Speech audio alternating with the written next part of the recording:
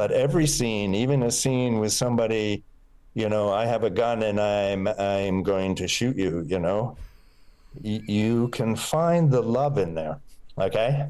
You really can. And that's the problem with a lot of people that play the antagonist, and they play it like a stereotypical, like just terrible, awful person, which isn't very interesting. Mm-hmm. But the deal that I would let anybody know, no matter how much society or your culture would call this person a monster, it's your job to find the heart of that character. No human being does something. What a human being is doing is what they believe they have to do. You need to find that. And then your evil character becomes, the audience will still not like you, but they'll understand you,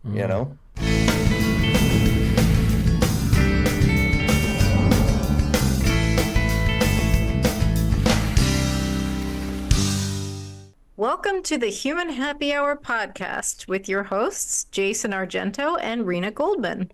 Today, we're joined by Jock MacDonald, a master storyteller, acclaimed actor, director, and co-founder of Straeon Acting Studios. With over 50 years in the entertainment industry, Jock has dedicated his life to empowering artists and exploring the depths of human creativity. So welcome. Thank you for joining us. Yes. Oh, thank you very much for having me. Thank you so much. First of all, would you please, I think it'd be really fun if you just gave Rena some tips on how to read intro, just because I want to put her on the spot. I mean, sure. I've been practicing by reading children's books, which is probably not the best way to practice reading. That probably is the best way. Because you got to be in there. You got to be exciting. You got to keep I'm just kidding. I'm just kidding. I think her voice is fine. Absolutely. She's fun to pick on. Well, the first thing we should probably get out of the way is that am I always a student of yours? I'm not sure. I was a student. That's once you've been there, I think it's a year, you're always a member. Yeah. You should be on one of the mailing lists. I don't know if you are or not. I'll double check. I'll make sure that I am. Well, I was in the acting for film class in Vermont. And you were at the time you were traveling to New York, Montreal, and Boston, and Burlington, Vermont, and Burlington, Vermont. So, which is, you live in this area, Vermont. Well, you might. Did you move? Sometimes. And so that's how Jock and I know each other. Yeah. We do. We've done some projects together too. Yes, we have. We've done some projects together, and in freezing weather. Freezing weather is correct. Oh my God, yeah. I'm overwhelmed with questions, but I'll stick to the sheet until something. Okay. Something. I mean, we don't have to stick to the sheet. I know. I'll try to be, that way. But I guess the first question that would be, what is it? What in your experiences? What is it that sparked your need and want to be an actor and then acting coach? Well, I think from a very early age, stories were pretty important to me, but I wasn't a real good reader. So I think I created a lot of things in my imagination. And of course, loved television and things like that. I think, my father was a doctor, so I thought, through most of my life, I was supposed to be a doctor, until I realized I wasn't real good with blood or taking apart animals. So I kind of got out of that and was lost for a little while. And then I took at University of Vermont, I took an oral interpretation class I'm the worst person with names in the world, so I won't remember his name. But that kind of sparked it. And from there, I went into the theater program and we were off.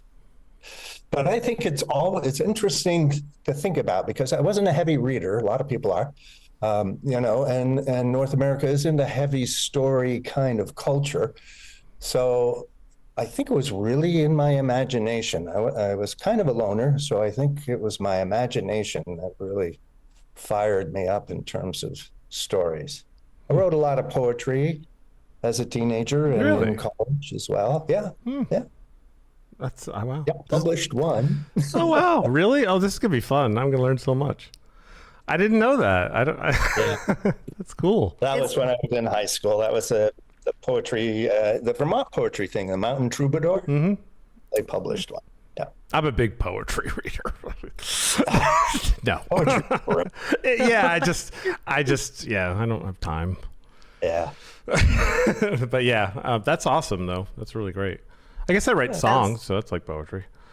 I find that interesting actually, because I feel like maybe I'm wrong. Like there isn't a lot of crossover between like the writers and the ones that want to be behind and the ones that want to be in front. So it's interesting that you were writing poetry and then decided that you wanted to be in front of the camera. Yeah, that's changing. I mean, the industry is changing like faster than anybody can keep up with it. But that's changing. We're finding a lot of people that are crossing over now, even from the heavy, real tech people, the people really into the technical are crossing over into acting and into writing. It's really a lot of doors are open. Yeah. Do you think that's because of like social and like everybody kind of having to have a presence or like a brand? Maybe it is. I think sort of all the rules and all the divisions between, the line, below the line, and above the line. I think all of that is really kind of crumbling away. I think as Hollywood is basically losing its power, and we're seeing the independents, both in film and television, take over, and they're much more open about that stuff. They're really looking for new faces, not just for actors, but writers, directors. So, yeah, I think we see a lot of that happening. Yeah, that's great. One of the things I remember getting really cemented in Jacques' class was, don't wait for a part, go make your own damn stuff. Pretty much. Yeah. Before this, I do a lot of private coaching. Before this, I had somebody who was talking about, how do I get an agent? I hate that question. It's just like, create a body of work and you'll attract the people that you need, to continue on your journey. But to sit there and figure out a way of how to get an agent is kind of like, well, that's not true. That's not what you do really well, is it? What you do really well is tell stories, act. So keep doing that and you'll attract what you need. Yeah. Yeah. So yeah, I still tell people, get out there. You should be acting every day or writing every day or doing something like that, like you and you're writing your songs and stuff. Yeah. You need to do a little bit of that every day, if you really want it. Yeah, for sure. Yeah, the especially now with congratulations to all the actors out there that won that with the strike, because now all the likenesses are protected, so the AI technically can't use likenesses and voices. So that's great, because that was going to be an issue. I'm not sure if it still will or not, but I don't know what you think about that. It's been, I think, there's been incredible actors throughout the history of acting. And it's just with the advances in technology and the audience awareness and everything, it's just a requirement that everybody be a little extraordinary at this time. So, what was it you just said? Hold on. From that, what do you think? Do you think AI will have an effect on? See, I've always felt that, if you have a good actor that knows what they're doing and can truly be in the moment as the character, have the heart of the character, and connect that to that other person in the scene, because that other person's the most important person in the world to your character. If that can happen, then a dynamic happens between those two human hearts. And that's what a story is. It is that dynamic. Even when you're reading a novel, it's your dynamic with that written page that creates the story. So, and if you've got good actors, or actually extraordinary actors, then they will do things in the moment that are so human, but so flawed, so like insane or crazy or lovable or anything like that. And that's the thing that grabs the audience. It's authentic humanity, but it can't be prescribed. It can't be mapped out. It has to totally be in the moment. And that's when the extraordinary moments in film or television happen, you know? And so far, you can't program, or you know, there's no algorithm for that. Yep. So I don't, for really good acting, it's not a real problem. And I think the union knew that. It was for, you know, the extras and people that only had like maybe 1 or 2 lines. And even those lately have to be pretty extraordinary with. But I think that's what they were really protecting, you know, are the extras more than anything. But extraordinary acting is what's necessary, even in the small roles. And I don't think, you know, I don't think AI will be able to do it. Yeah, not for a long time anyway. Yeah, maybe, you know. I hope never. Like, I don't want to see AI do anything like art. I just will stop watching art then. If it's like, I'll stop watching movies if they're AI movies. I'm like, I'm done. I don't think it will ever take over either. I think there's something about that human connection from an actual heart to another heart that it just can't do. Now, it may very well be able to do a Marvel movie pretty well, but not to come down on that too heavy.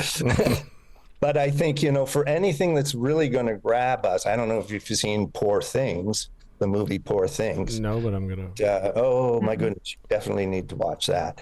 I don't think it'll be able to do anything like that. Or anything like last year, Everything Everywhere All at Once, that movie. Yep. It was so human and so in the moment and so flawed, really. Yeah. Or Happy Valley. I don't know if you saw that, the British. Yeah, right. The way AI is up to those standards right now. And television is changing too. Television is some pretty incredible stories lately, which is nice to see. Oh God, I actually enjoy television way more than film generally now. I mean, it really takes its time, you know, and I really like that. I like details and continuity, and movies. I often am just like, wait, you didn't have those keys. And they're doing it right. I mean, we still have some economic pressure about, you know, running a show for 10 seasons or something. My daughter's on a show that just did its 100th episode, which means that now they'll syndicate it. Nice. But most of the really good television shows are like 6 to 10 episodes, you know? Yeah. So we're back to telling a story, a beginning, a middle, and an end. Yep. And that's it, you know?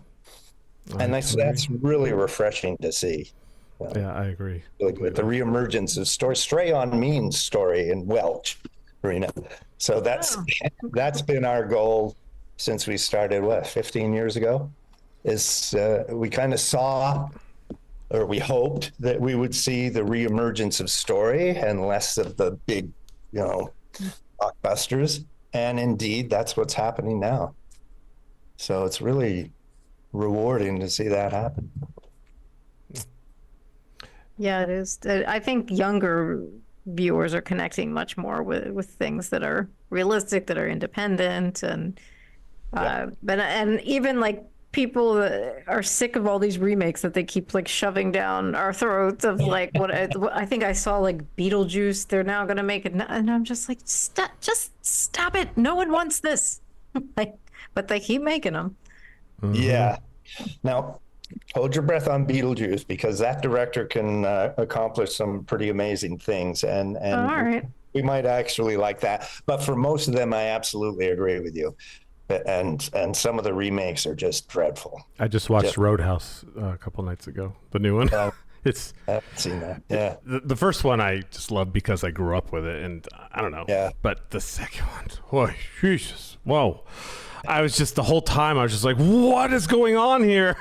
It was so dreadful. Well, that's the thing, you know. I think I'm very prejudiced about stuff. But I think, you know, during the 60s and 70s, the MBAs took over Hollywood a little bit, and it became a formula deal, you know.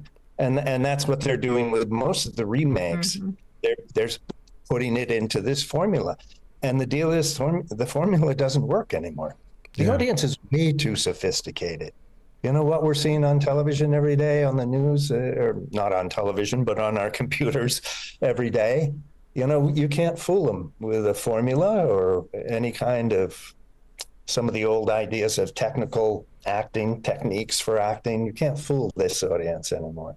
It's got to be genuine and authentic. Yeah, thank goodness. Because I was there like 20 years ago.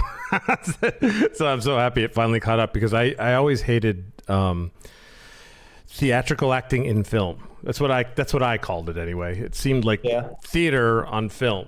I was like, why is this person talking like that? Like, oh, there you go. Talk about horizon and between comedies on sitcoms and television shows and dramas, like the different horizons.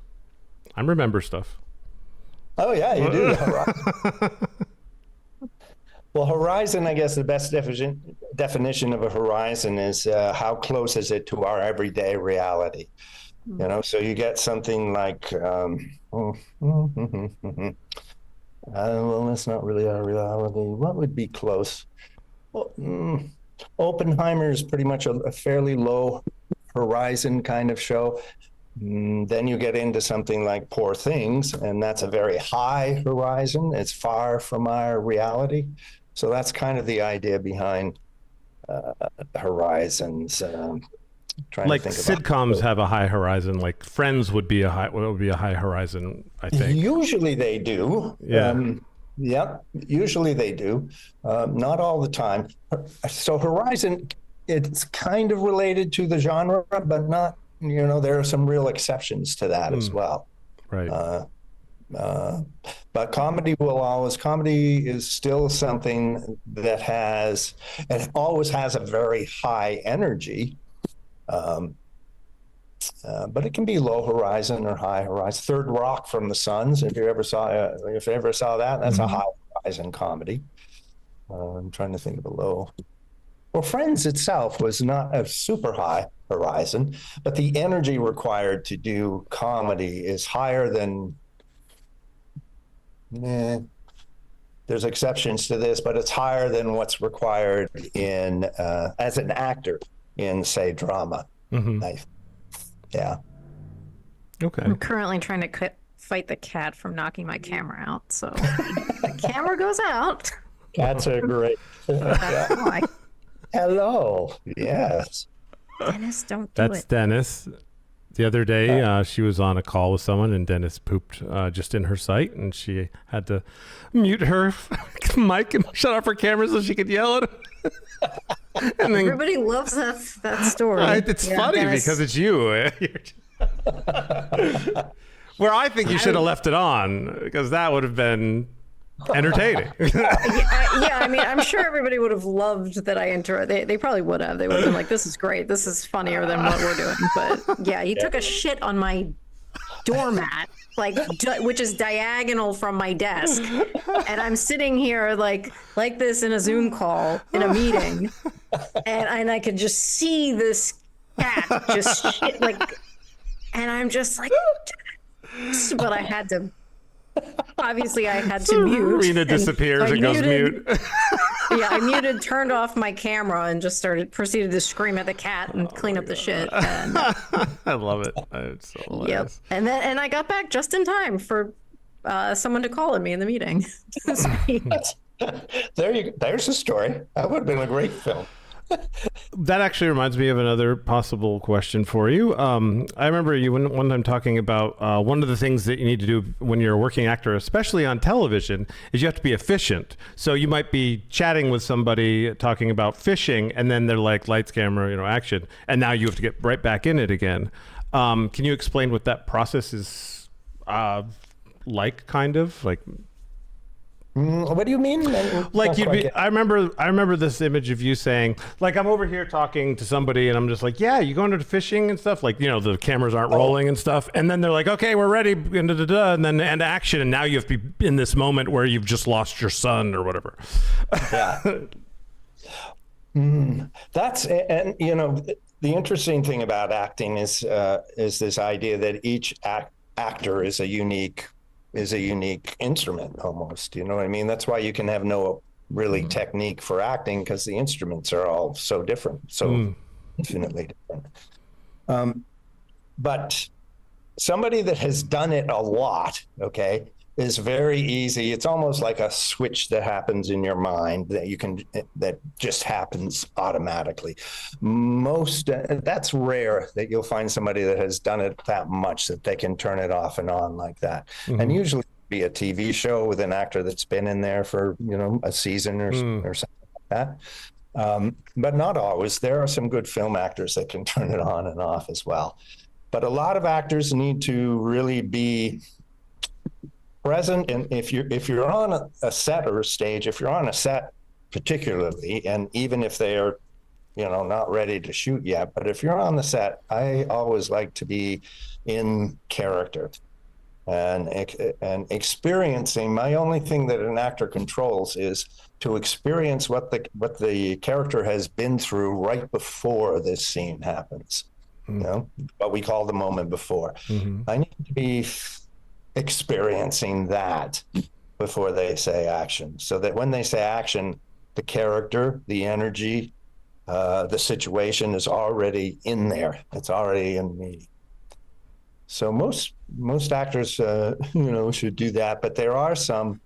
And then after you've done it for a while, you can turn it on and off. It's like muscles, like your muscle gets stronger, whatever your particular. Exactly. Well, that's a good way of putting it. Yeah. Bye, Rena. Yep. Thanks, Dennis. Dennis. We got a problem on the doormat again? No, I have no doormat right now. I threw it away till I. Yeah. You know what it is? You're too nice to the cat. Like, you just pick him up and. Put him down. He hops right back. I know. Be nice to your cat. That looks like how old is the cat? Oh God, I can't get this camera to work again. He is 3 now. Oh. And I just bought him a new fountain and everything. Yeah. He's got a fountain and a tree and a. Yeah. He's just thanking you. He's lots of love. One of the cats, like, if attention isn't on me, I will go get attention. Yeah. Yeah, he steals food too. I mean, I've never seen anything like it. He drinks my coffee. Like, cats are not you're not supposed to have the recurring problem of Dennis, no, get rid of my coffee. Because each time I'm like, no, cats hate coffee. He won't do this forever. And I put my coffee down, and then there he is. And he puts his paw in it. That's how he likes to get it. So he puts his paw in it. His kitty litter paw. Poo poo paw in your coffee. Yep. That's Dennis. Yeah. You got a real one. Some reincarnation of some coffee drinker. Okay, as far as techniques go, then, how does your technique differ from some popular techniques that are out there? And feel free to go into Joseph Campbell if you like. Whoa. It's the only book I've read that I can tell people and be proud of. So, yeah. Well, there are all kinds of things that call themselves acting techniques, and they're not really. Because, as I said, every instrument's different. And it's not to come down on them. Some of the things, Meisner, Adler, Stanislavski, even any of those, you'll learn stuff. You can learn things, but ultimately, you have to create your own process. I think Stanislavski even said that. You've got to be the one, and that process needs to evolve almost constantly and grow as you learn more and play more roles and things like that. So our process has always been coaching, not teaching. Teaching is, I have some knowledge I'm going to impart on you, and then we'll test you. And if you've got it, you can move on. And coaching is more like taking each one as an individual scene where they are in terms of their creativity, their acting, their storytelling. What's strong, and we're very committed to protecting what's strong. or strengthening, and then finding what needs work, what's weak, what do they need to learn, what do they need to work on. And then, so that's the approach, the way we assign scenes and scene partners. If it's a scene study class, most of them are, that's part of the process of getting them, to be better actors. The ultimate goal is for them to find the freedom in their creativity as an actor, because that's really probably the heart of what needs to happen. Is right when the curtain goes up, or right when somebody says action, the actor has to almost surrender, has to absolutely surrender, has to get out of the way, and allow this other part of our mind to take over. It's where the character lives. It's where the story lives. Let that take over and go. Many of our great actors will tell you, they can talk about what they do to prepare, or what they do, as I was talking about the moment before, what they do, to get that ready. But almost all of them will tell you, but once they say action, I can't really tell you what happened. And it's true with the great ones. They really don't, you say cut, and you say, that was so cool the way you added that line there. And they have no idea they added a line. Yeah. So now, yeah, this is really interesting. So now, at least, like what you said about each person being an instrument and these techniques, like you've got to find your own. Does that mean, because you often hear people say like, oh, you're not good at this, or don't quit your day job, or like things like that, or like, I live in Hollywood, so you hear like, oh, you're going to make it or not make it, or. Yeah. So I'm curious, like, do you ever see somebody and tell them like, no, this isn't for you? Or do you just always work with people wherever they are? He told me that. He said, just stop, Jayson, just stop. No, I'm just kidding. I would never do that. No. Yeah, I think it's the latter. No, we don't do that. To me, acting or writing or directing, and we work with all of those. Some of them are in class, some of them we work with privately. But I think storytelling is a calling.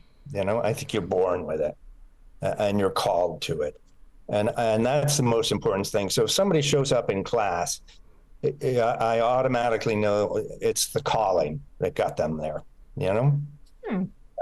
And so with that, and I can tell you time and time again, we've had people that come in and pretty much everybody's going, oh, this will never work. This person will never work, except, we will work with them. And I got to tell you, there's many, 3 of them I think of right now are in major productions. So I don't think there's anybody that can't tell a story. I think it's in our genes. I think it's who we are. And if somebody is called to it, if they have the courage to show up in an acting class, okay, then it's the calling. And then it's our job, my job, to nurture that calling. And wherever it goes, they may be a great actor. They may end up being a better writer. They may end up as a really good producer. It doesn't matter to me where they go, but to continue them on that journey of telling a story. Do you teach script writing? Yeah. He should, if he doesn't. Is it online? Like now I'm just asking questions for myself. Good. Well, yeah, we help screenwriters, okay? Now, again, there's a difference there between coaching the screenwriter and teaching the screenwriter. I don't teach screenwriting. Okay. But somebody will come with us. Recently came to me, one of our pretty successful artists, and she has a script that's short, and she wants to turn it into a feature, which it definitely should be, because the short was kind of like a teaser, wasn't really a finished product. So I coached her on that, and she came up. It's almost like she's the one that came up with, oh my goodness, I think this is the ending of the scene. Go, yeah, that sounds wonderful. So I coach screenwriters and directors. Yeah. I have had this. I'm a writer, but not a my day job is journalism and health journalism and content, but I also have a creative bent, and for years I have wanted to write this story, but I've never written like a screenplay, so I don't know how to go about I have the idea, the concept, but I don't know how to actually go about putting it down the way it needs to be put down. There's no needs to be, I don't think. I mean, unless you want to write something for Marvel, then No, I do not. then they'll tell you the formula. But my advice would be just start writing.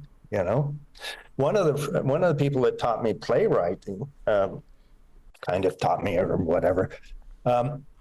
She would, in her head there'd be a scene, in which she would just write down the scene, and then file it away. Or she'd hear a conversation on the bus, and she'd, take out her computer and write down the conversation, put it aside. And then she said, after a few weeks or a few months, I'll sit there and I'll look at all these notes and I'll go, oh, hold it. That fits there. This could fit there. That, and there's your story. Huh. So, and I think that's true. I've heard that from other writers as well. I would just start writing. If you have a concept, write it out, even if it's just a description of the concept. Once you start it going, then where creativity lives in our mind, it's almost like you're giving it permission, and you'll be surprised, I think, of the writing will become something that you do more often. I had no idea that you were a creative writer. You just didn't share me? that. No, Well, her. About me, yeah, because it doesn't. I kind of end up going with like what pays the bills, but well, that's creative. And I get like I was brought up like I was an English major, and I was brought up as like you got to focus on something that's gonna pay the bill. Like I guess I don't know if it was like the area or the culture or just the people that I was surrounded with, but it was just like, no, you've got to be practical, and you've got to like do the thing that's gonna keep a roof over your head. Yeah, a lot of us deal with that. Yeah. No, I think if you've been thinking about this for as long as you've been thinking about it, you need to get a piece of paper out and just start writing. Don't worry about how to fit it all together. Eventually it'll tell you. Our intuition is where, and neuroscience has come a long way. It's actually proving what we all thought. Our intuition, imagination, and subconscious are ready to go, The story's probably already there in some form. It is. But what always stops me is like, well, you've never written a script, and you don't really know how to write dialogue, and you've never done this before, and so it always just gets stuck. Yeah, and that's true with all of us. Okay, like the first energy of creativity, or the first intuition, or whatever you want to call it, that's the truth. And after that will come all the reasons why we can't do it, or how come that would simple, or no, this isn't going to work. So the actual physical idea of you taking the pen and starting to write, okay, you're going to be surprised what that does. If this has been here for years, you'll be surprised what happens if you just start doing it. Don't worry about the form.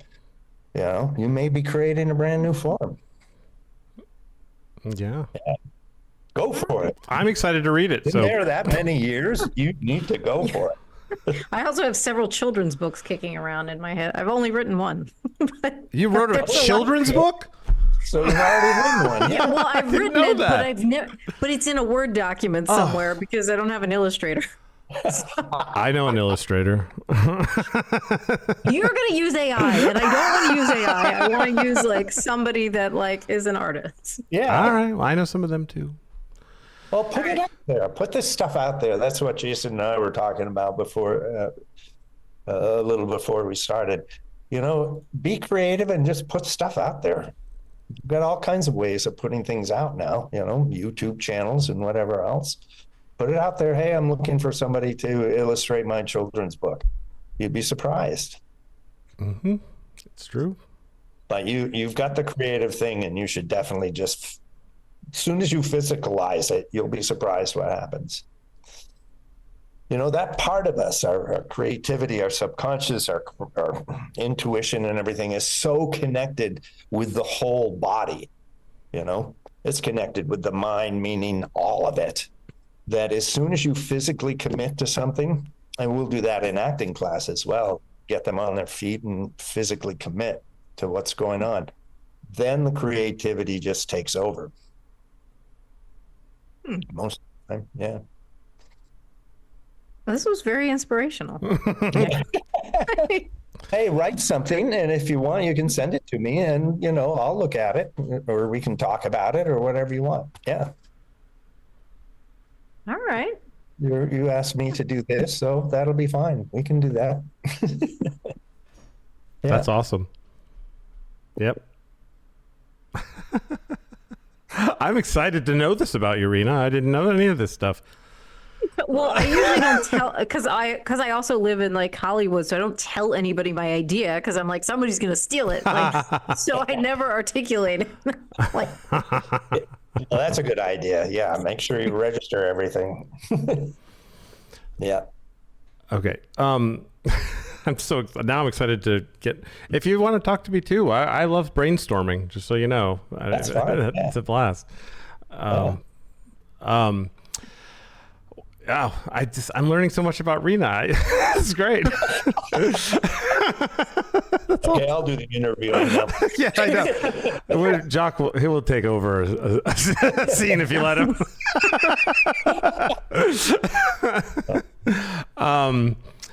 So can you share a specific story that where a student experienced a significant breakthrough, where you were just like a moment where you're just like, oh my God, this was a moment. I mean, you probably have many, but anything come to mind?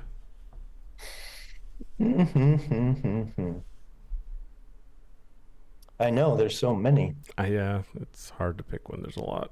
But Huh? it's hard to pick when there's a lot. Yeah, I'm thinking anything recently that's come along.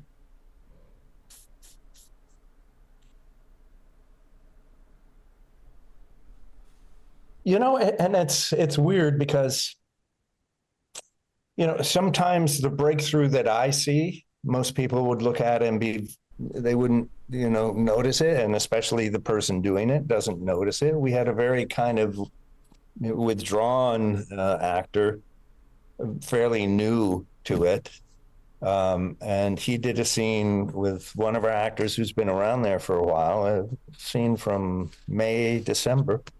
And all of a sudden, about halfway through, it just clicked on him and he totally changed. It was, at least from my point of view, now here's the character, not the actor anymore, not the guarded,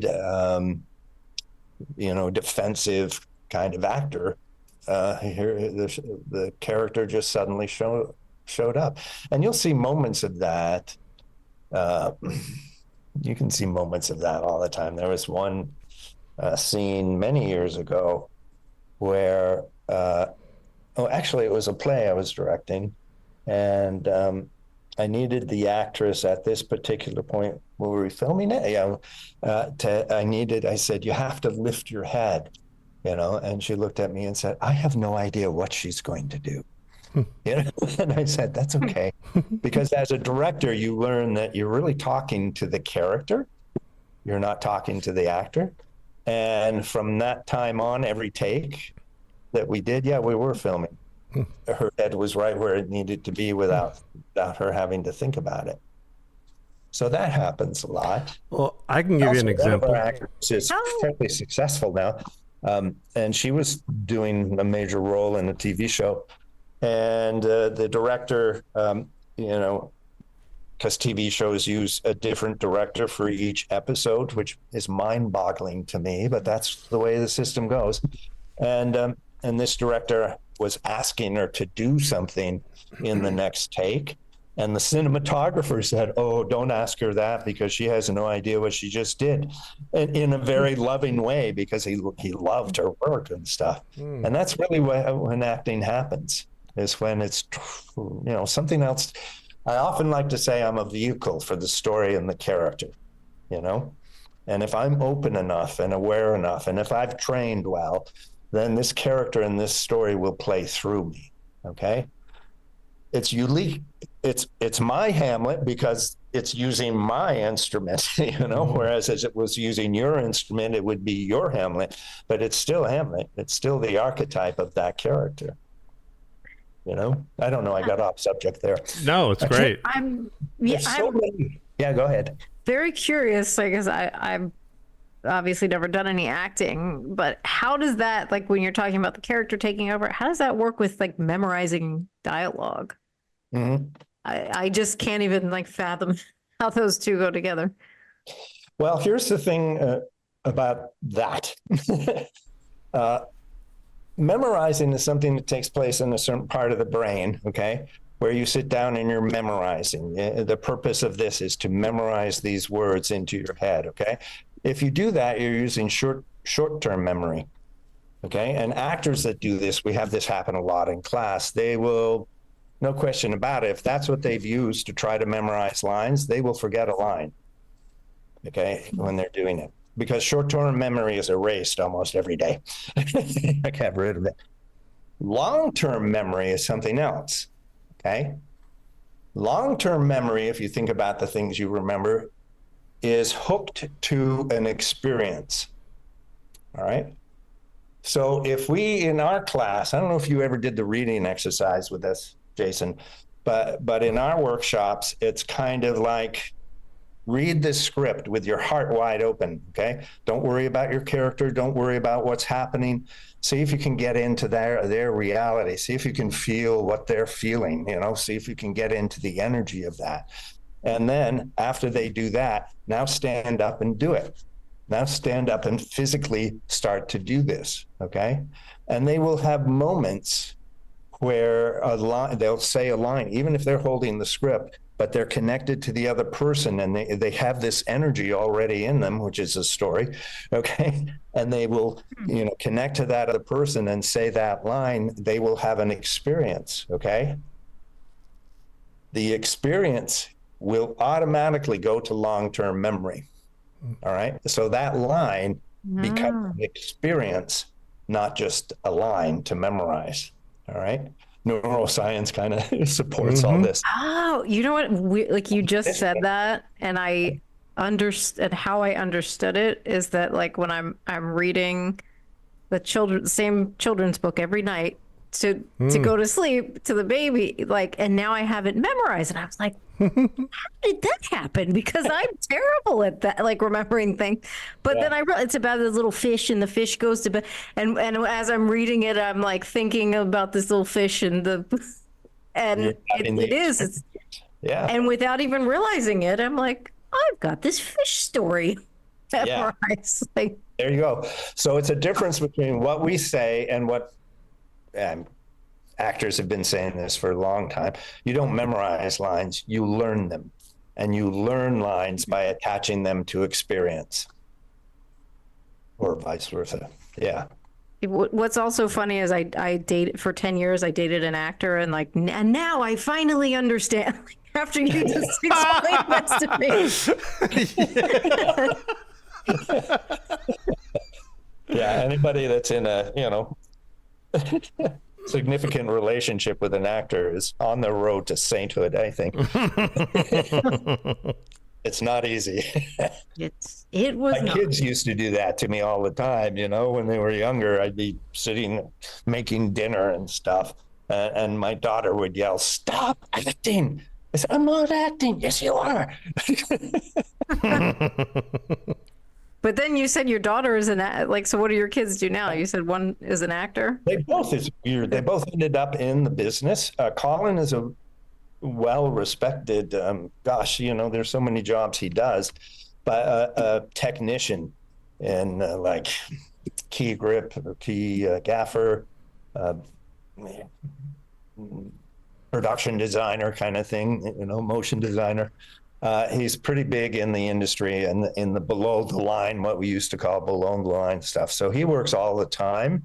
He'll be going to Columbia, I think, in April 3rd, to film the last episode of SEAL Team, which he's been with since it started. Yeah, he's their main tech person on SEAL Team. Oh, wow. Oh, I think that's... no, I shouldn't have said that because you're not supposed to know it takes place in Colombia. So don't... Okay. Out there. Oh, dear. I'll get rid of that. Well, if you remind me anyway. You'll see it before I do it. He goes to Colombia to work on I thought you meant the college, so... Yeah, no. He's worked on a lot of stuff. Yeah. And Amanda has been an actor for quite a while, ever since she was a little girl. And now, I mean, she goes through periods where she's very busy, like any actor, and then periods when she's not. But she's part of the Connors, if you know that TV show. It's Roseanne's old show. Yep. Oh, okay. They got rid of her. It's called the Connors. Mm-hmm. But she's kind of in that not part of the actual family, but in that television family. So she'll do kind of recurring roles and characters on that show. She's there every week. Cool. Yeah. Oh, wow. That's awesome. Barely on camera, but that's kind of... TV shows become that way. Some of the good ones become like a family, and you're there, they all help each other with whatever's going on. So she's been doing that for a while. She was on Extended Family too, which is a sitcom that is not funny. Tell us what you think. Yeah, hopefully it doesn't get renewed. But yeah, it's old style comedy. You may have to get rid of that part. You'll see it first. You'll get first viewing. Right. Okay. So what sitcoms do you like now then? Like, what do you think is doing a good job? And Connors is doing a pretty good job. I watch that once in a while. I'm trying to think. Yeah. Give me the name of some comedies. What did I see recently? I don't watch any sitcoms currently. Yeah. I'm big into dark dramas. I'm a dark drama person. Well, Poor Things is a comedy. Yeah. Oh, okay. Cool. Yeah. And that's kind of very much the direction I like for comedy and the way that it's going. Did you see The Favorite? Did you see that? No, but I'm writing this down again. They're important movies. Poor Things. Poor Things is a real treat. And she won. Write all these down because I'm keeping them. And you can't type in favorite show, by the way. If you type in favorite show, Google has no idea what I'm talking about because it's like, I don't know, what's your favorite show? I know people ask you, who's your favorite actor? Who's your favorite show? I would say, no, that makes sense. So comedy, I would say watch Poor Things. That's exciting comedy, I think. But it's not in the terms of the old sitcom formula, it's storytelling, I think, at its best. Yep. Well, I have a thank you story for you from me to you. That I've been in a few bands. Well, when I was in one of my first bands, as you probably remember, maybe not, my biggest problem is that in acting is I wanted to be the cool guy, and he always told me that I was more the Ed Norton goofball, like doesn't know what the hell's going on, the guy, and I kept wanting to be the cool guy, like I wanted to be, hey, I'm cool, which was one of my biggest problems. I had many, but I realized I was doing the same thing in music because of you. In my band, Nowhere Found, I used to wear sunglasses because I didn't like showing my eyes because they don't triangulate, and I wasn't being me, and I was trying to be cool in front of the microphone. But when I got into Pleasure Dome, the very first night I went on, I took my sunglasses off, and I remembered something that happened in class where you said something about putting your hands in the air like this. And it's something that's difficult to do if you don't figure out that it's okay that you do it. I don't know if you remember this, but it was a big deal to me. And so the first thing I did when I got on stage is I took my sunglasses off and I became the rock star that I always wished I was. And I put my hand in the air at the beginning of the song, and from then on, I was just a rock star every single night. And And it became so comfortable with that, and we became pretty popular in the area too. And I think it had a lot to do with I just owned the stage, and I let myself be crazy and me and just nuts and don't care about mistakes and just go, and rather than, oh, do I look all right? I don't hope people don't notice that my eyes don't triangulate. And in my head, I was just out of my head, and it became so wonderful. It was one of the best things that's ever happened is because of that. Yeah, that's true with a lot of actors. They have a very limited view of what's allowed or what's appropriate, what works, They're very concerned with doing it correct. Mm-hmm. And actually, a lot of our work is breaking them out of that box. Most of our work is just barriers, silly barriers that they have about what they are allowed to do and what they're not allowed to do. But yeah, I vaguely remember, but I think it is one of the things that we do is just push you way out of your comfort zone, and you start to discover, you're a rock star. You start to discover all these other people that you can be. Character work gets pretty simple as long as you have the courage. The problem with acting is simple. It's truly simple. It's not easy because it takes an incredible amount of courage to be that vulnerable in every single minute that you're in front of a camera or on stage. You literally cannot know what's going to happen next. You've got to have the courage. I've done the work. I have the heart of this character. It's in my blood. I'm going to connect that heart to this other person because this is the most important person in the world in this moment. And I'm just going to let it go and see what happens. You have the courage to do that. Anything that involves opening your heart to another person is going to be every defense in your body for a while until you train your mind that this is playtime. That's the best thing I would like to have you guys emphasize is that acting is playtime. It's what we did on the playground, all the time. And we were some of the best acting in the world, sitting there in war, some of the best death scenes you can find are 5-year-olds on the playground, and that's been with us forever. And it's just getting them back to that idea of playtime and let it go way further than you think is necessary or appropriate. We got to break that appropriate thing. And then you start to do the extraordinary that no writer could imagine, no director could imagine, no actor could imagine. And that's when we're, the best thing that happens on a film is after a take when they say cut, the director says cut. And everybody on that set goes, oh my God, who thought this scene was going to be that? Oh my God, right? Yeah. Now you're making a film. Yeah. Acting's class for me was a lot like therapy. It really was. One of my acting coaches said, when I was starting to coach myself, and wondering about pricing and stuff like that. And he told me, he said, this is the cheapest therapy they'll ever get in their life. Wow. It's true. Yeah. It's fun. It is. And that's what you got to get. It's not psychological rebirthing exercises or whatever the hell. No. It's really fun. It's got to be fun.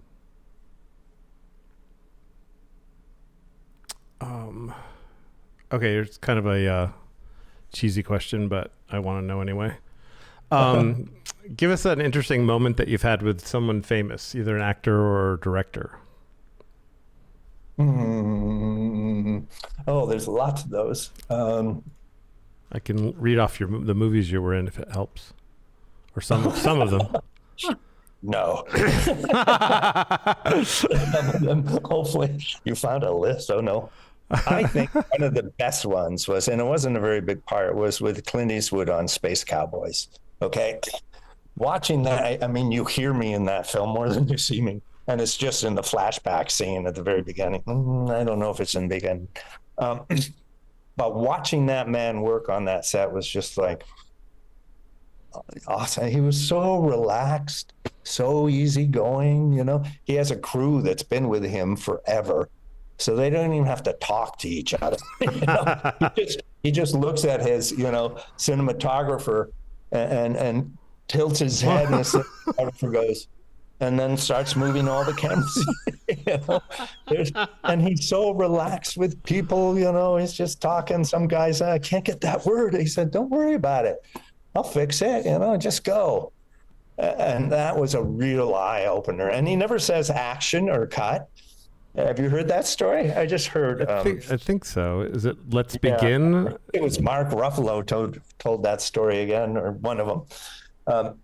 But when he started in, you know, spaghetti westerns in Italy, and he said, you know, you're on a horse. There's 3 of you on horses, you know, and then you have this guy over there with a megaphone that yells, action, you know. He says, and the horses go crazy.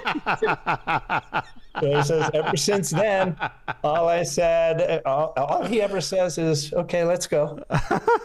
And then at the end, he just says, that's enough. That's all he says. That's enough.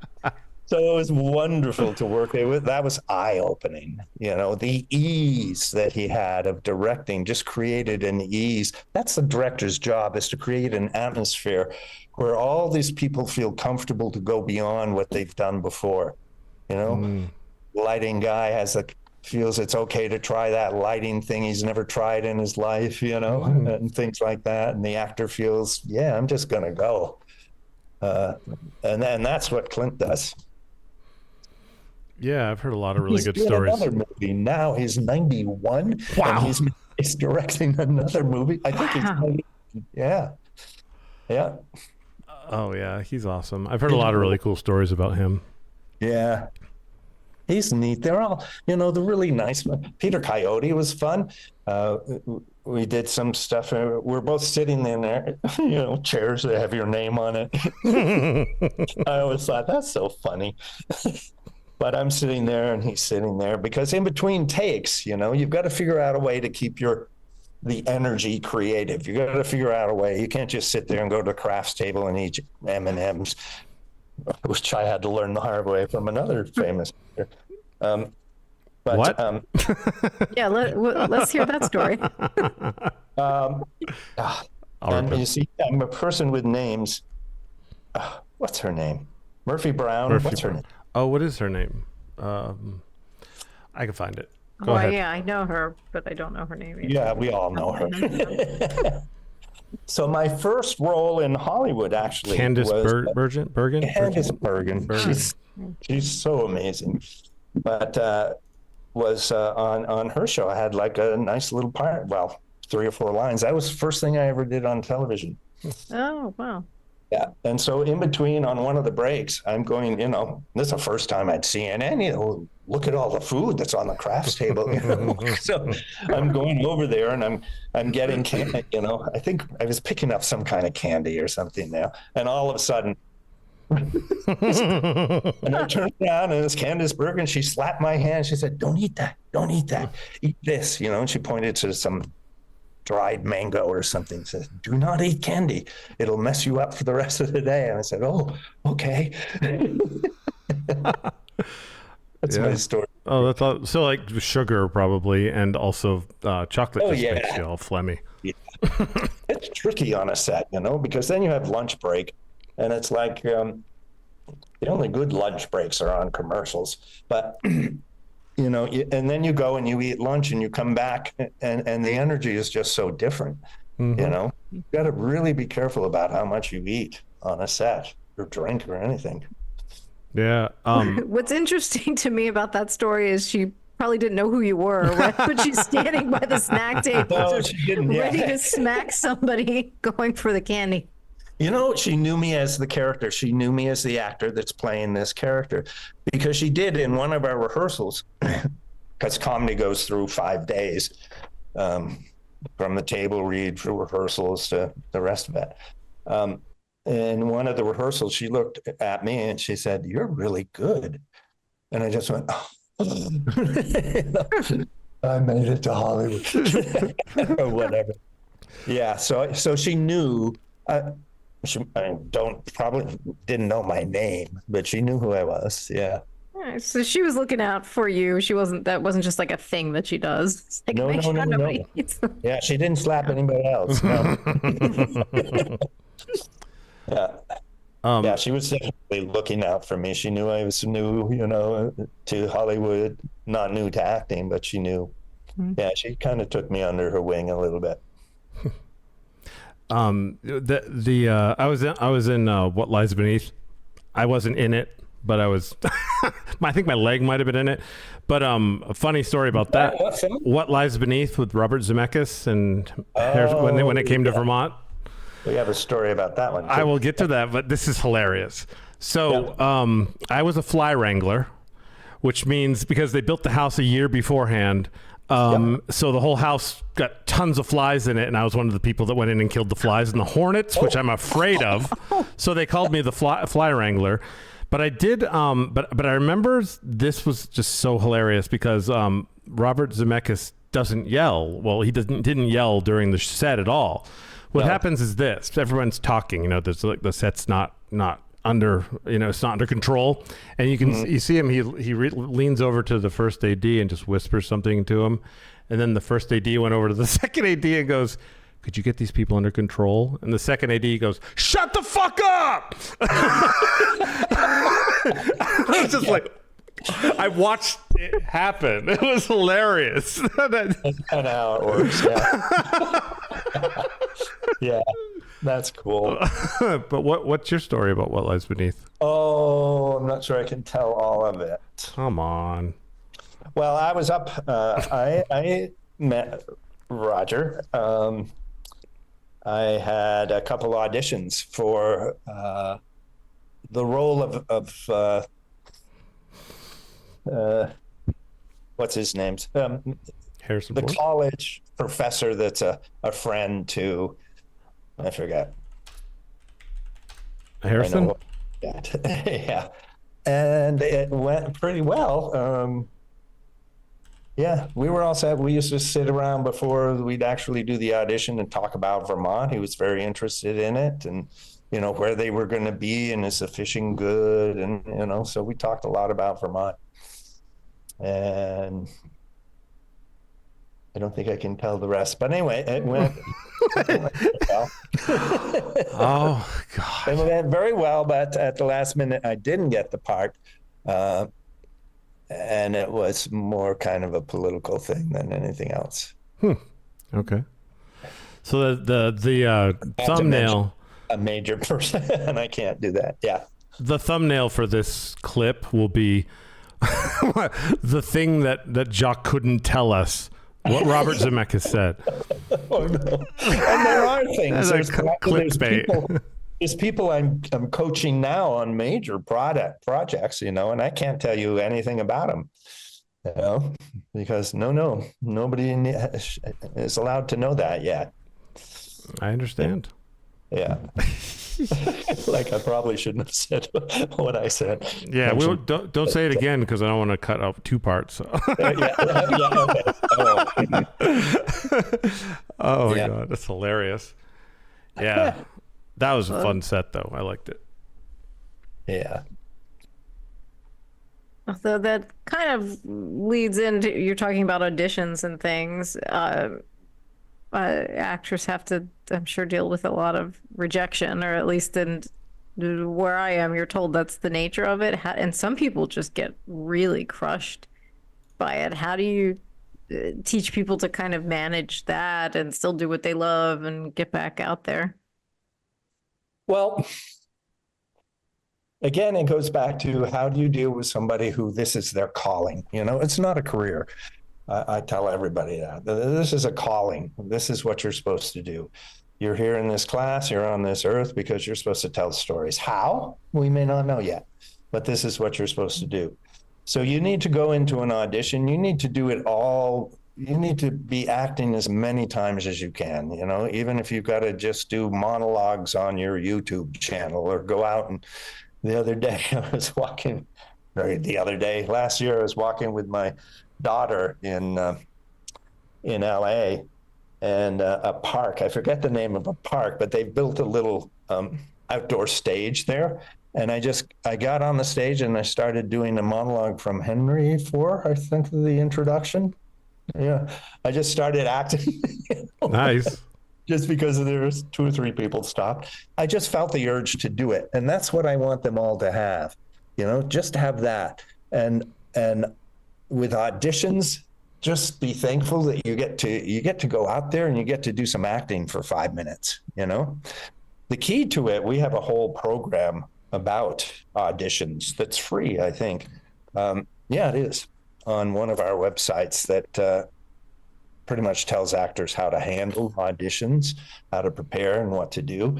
And basically after the audition, I don't know if we've told you this back in the day. Oh, yeah. But after you do the audition, you walk out, you don't think about, oh my God, I should have done this way. Oh, that was terrible, or anything else, because then you're training your mind that you really aren't very good at auditions.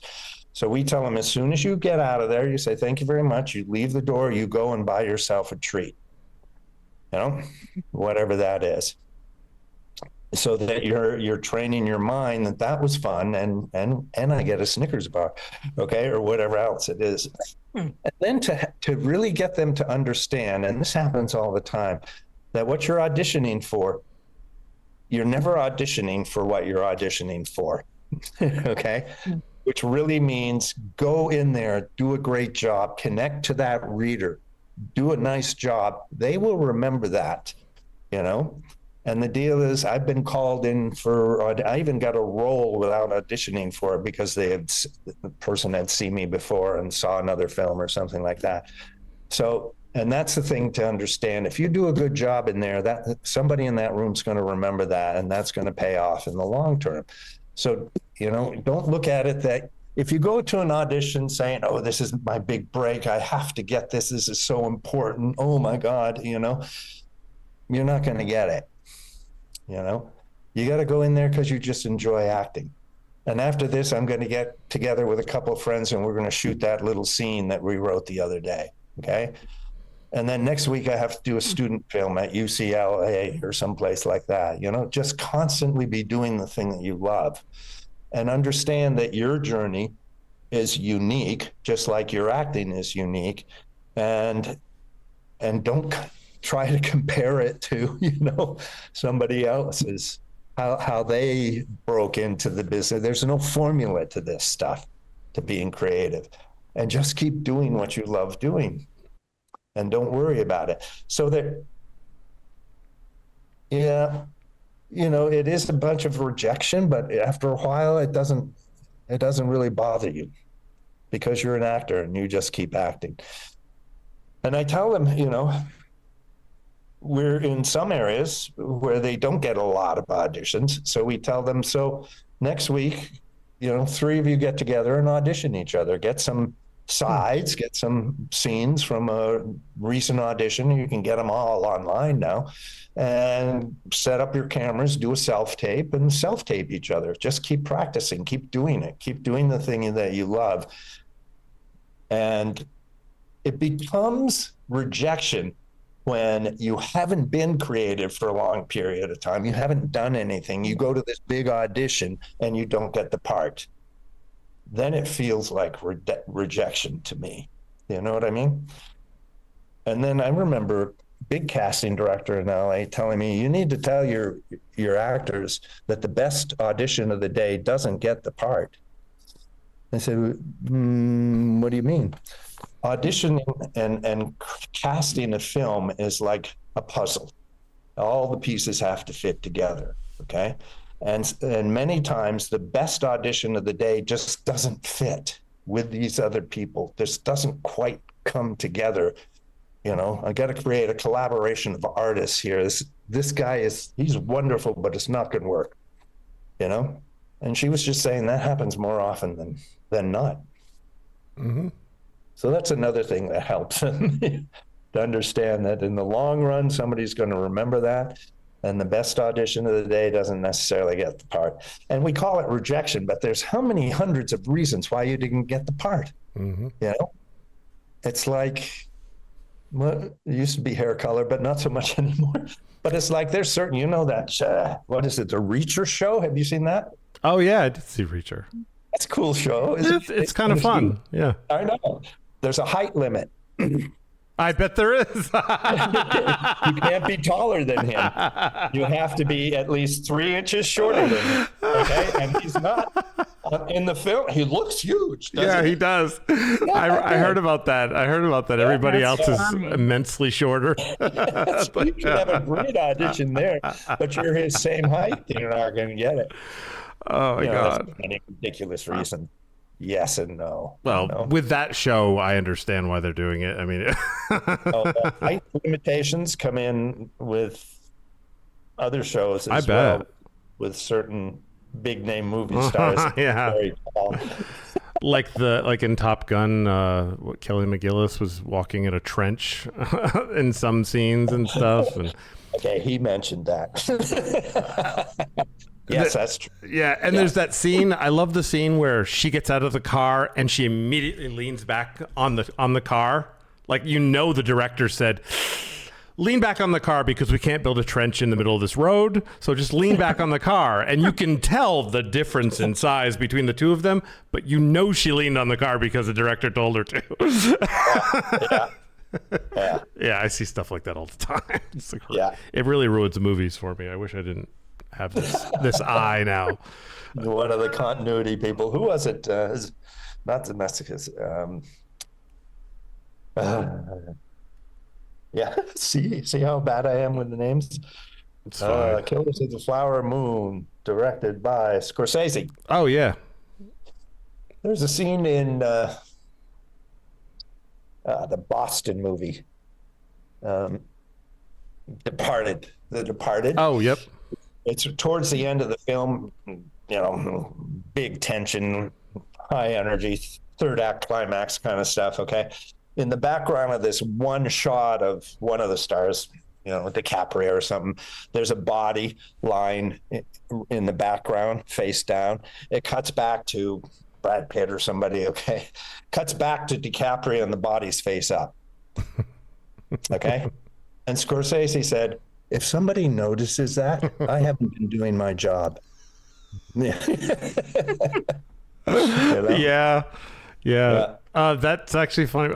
Mark Hamill has a story about that with Harrison Ford when they're talking about the hair in Star Wars. And I don't know if you know this, but Mark Hamill can do an amazing Harrison Ford impression. Just Google, just YouTube that. And he goes like, we just got out of the trash compactor. Shouldn't my hair be like full of schmutz and stuff? And then Harrison Ford goes, hey kid, it ain't that kind of movie. if they're looking at your hair, we're doing something wrong. It's true. Yeah. Oh my God. Yeah, I disagree completely. Every movie should have perfect continuity. I do not like when they cut corners because, like, if you watch Schindler's List and Jurassic Park, it's amazing that those two movies were made in the same year by the same director, Steven Spielberg. Because in Schindler's List, it's like perfect and brilliant, and I'll never watch it again because it wrecked me. And I watch Jurassic Park, which I love, but I see all these continuity errors, and I'm just like, what? You just don't care about that? It just doesn't bother you that the mirror on the outside says objects may appear larger than it be, but it's on the wrong side of the car because it should be on the other side because it's never like I see all that stuff, but he's just like he's having fun with Jurassic Park, whereas Schindler's List, it's down to business, and I find that amazing. Yeah. I got. You're one of those continuity. I'm on the spectrum. What do you want? That stuff up. Yeah. That's true. I am. I definitely am. I see it all. It drives me crazy. That's just, yeah. Can you talk a little about love scene and power scene, which is not on the list, but I remember that. I don't know if you still. Yeah, we used to kind of stress that. Not so. Oh, this is old school. I'm an OG. Cool guy, yeah. Well, as everything evolves, we have to evolve too. So a lot of stuff that we used before, we don't use anymore. Yeah. Oh, it's not that's wrong necessarily, but the way we used to say it. Let me see if I can remember.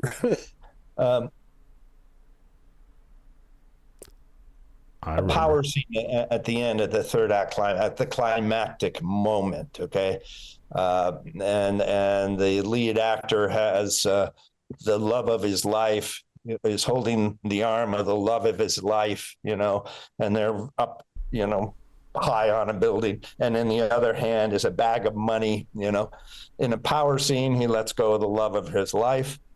In a love scene, he lets go of the money. Okay, something like that. However, now, what we say more often than not is something I learned from an acting coach, which is they're all love scenes. Oh, interesting. Yeah, they're all love scenes. They definitely are. Wow. And it's just, you have to be careful because it's your job to find, if you find the heart of the character, you'll find what love means to the character. And love can mean, love is a many splendid thing, right? Love can mean many different things, to different people. But every scene, even a scene with somebody, I have a gun and I'm going to shoot you, you can find the love in there. Okay. You really can. And that's the problem with a lot of people that play the antagonist and they play it like a stereotypical, like just terrible, awful person, which isn't very interesting. Mm-hmm. But the deal that I would let anybody know, no matter how much society or your culture would call this person a monster, it's your job to find the heart of that character. No human being does something. What a human being is doing is what they believe they have to do. You need to find that. And then your evil character becomes, the audience will still not like you, but they'll understand you, They'll have some empathy for the fact that you did that awful thing. They understand it. Yeah. Does that make sense? Totally. So all of them are love stories on some level. Mm-hmm. And it's our job to find what it is, what love means to that character. What about if a story isn't written? How do you do it if a story's not written properly? Like, for instance, like Magneto is one of my favorite villains. He's coming from a situation where his family was taken away from him back in Auschwitz, and he's decided that the humans are now going to do to us what the Germans did to the Jews. So he wants to fight first and attack the humans, and that's actually what the humans are doing. They're ridiculing and then trying to segregate and make camps for the X-Men and stuff. And I think it's a fascinating character. But then like you'll watch another movie and it's just a guy being evil, and I'm always like, what you're just Mr. Evil, but. We dismiss them, and you can tell the audience won't attach to that person, So now you've lost part of the story. Story is how the human heart changes. That's the best definition I've ever found. And that's the deal. Now you've lost part of the story. Mm-hmm. Because I've dismissed that person. Yeah. How else could we have fallen in love with Tony Soprano? Because what a horrible man, but he doesn't think so. Well, he does a lot of really horrible things, but you just like, oh my God, this man, you just feel for him. You want him to change, but you understand him, and he's just so really him. Like, it's so brilliant. Yeah, what's his name in Dallas was they coined the phrase, the villain you love to hate, Mm-hmm.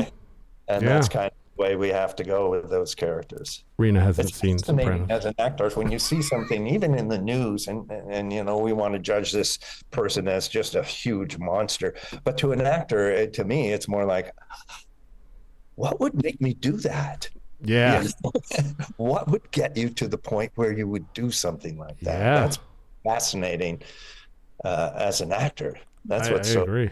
Interesting when you're finding the character. I have screamed those words before watching the news. Like, why would someone do that? Like, I'm just trying to figure out what is it that made that person do that.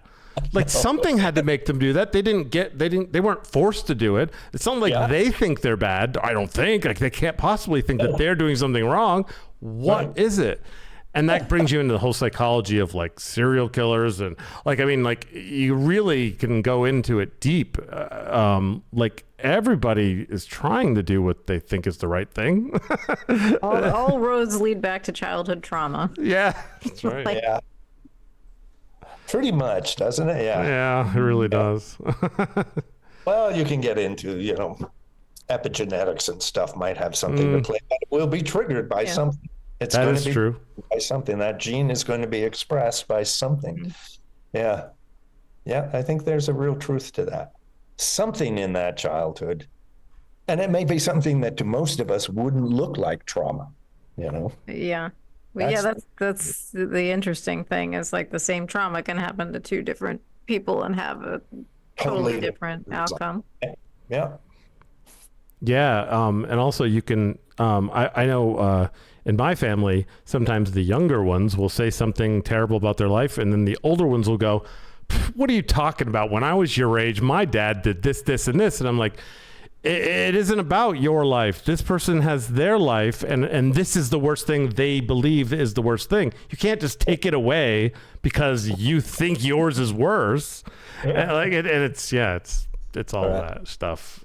You have to just. Rena, did you grow up in Hollywood? No, I grew up in Baltimore, but I moved here because I was dating an actor.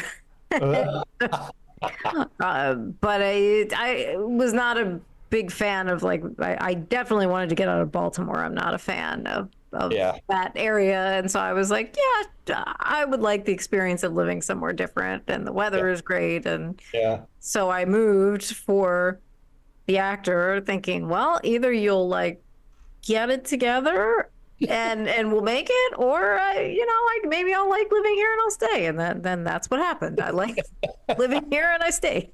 There you go. All right.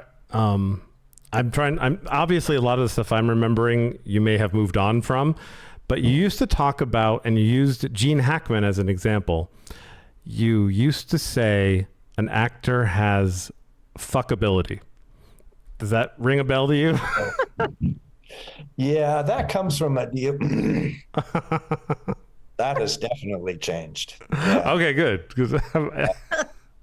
No, it comes from an era of Hollywood where, and that term actually came from a director friend of mine who was in a room with some producers at a certain studio, and they were watching an audition tape, and the director was really interested in this one particular person, and the two producers were sitting there and arguing about, what do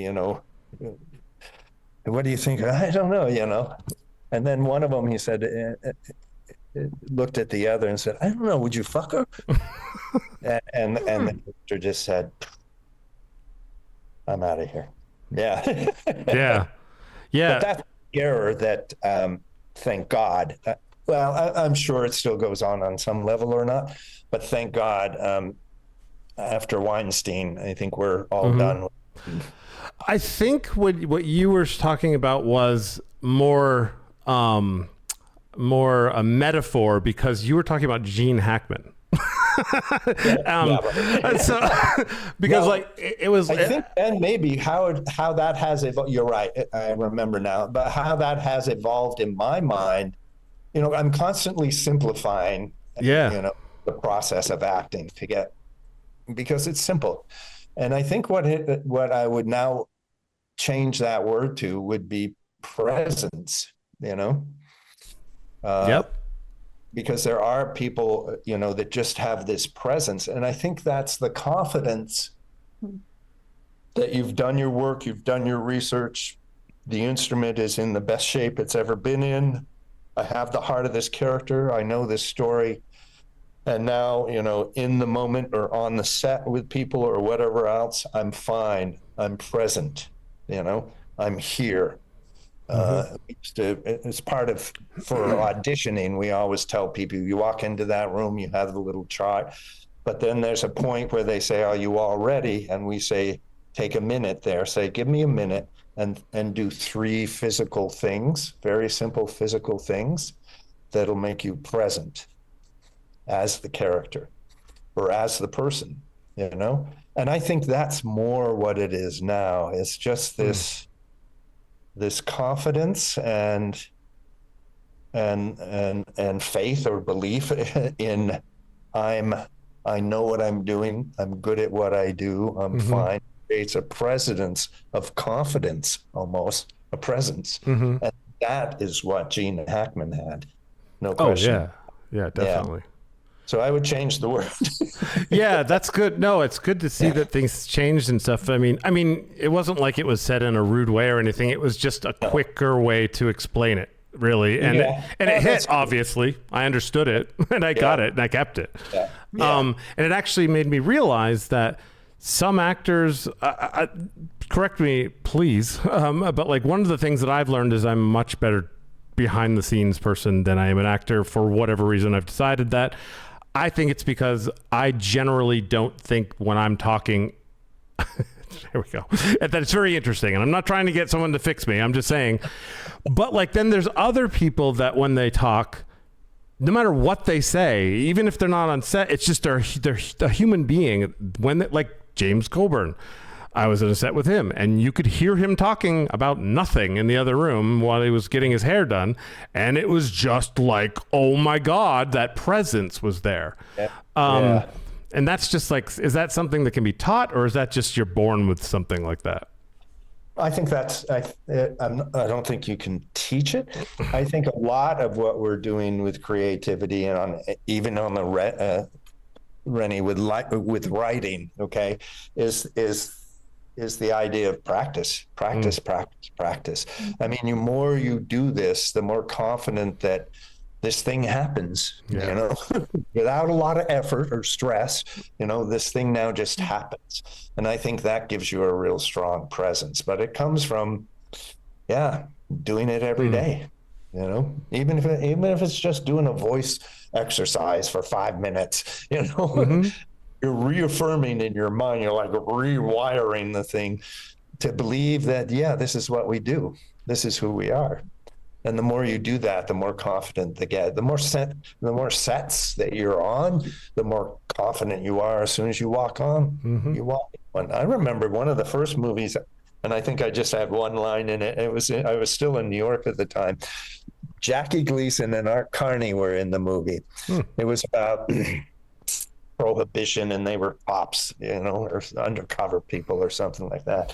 And we're all in this room, you know, I forget what we were doing. And I think in the police department, I was a detective or something like that. And it was the first day of shooting. And Jackie Gleason walked into the room, and it was like, whoa. He didn't do a damn thing. He just walked into the room, and the presence was like, you could feel it, you know? He wasn't looking around. He wasn't doing anything. He just walked into the room. Yeah, that was my first lesson of presence. Yeah. Wow. That's what James Coburn was like also. These guys had done it so much regularly all the time that, of course, they're going to be confident and they're going to have that presence. Interesting. That helps. So I think it comes with, I think anybody can. I do think anybody that has the desire, you know, to tell stories, okay, they can make it. They can do it, you know, and they can get that confidence, but they just got to be, you know, almost obsessive a little bit with wanting to do it as much as they possibly can. Yeah. Cool. I should listen to myself more often too. I'm doing a little more acting now and getting back into it. I'm sitting there. Why aren't you doing that every day? Do you have anything coming up, like theater or film or anything that you can talk about? Oh, yeah. You know, I wrote a short film, and it's actually, it's going to be sort of in that area between short film and feature. It looks as though it's going to be that way, and that was recently. It's at a production company now, so we'll see what happens with that. And I'm working on a bunch of different projects with different people, but more as the coach than anything else.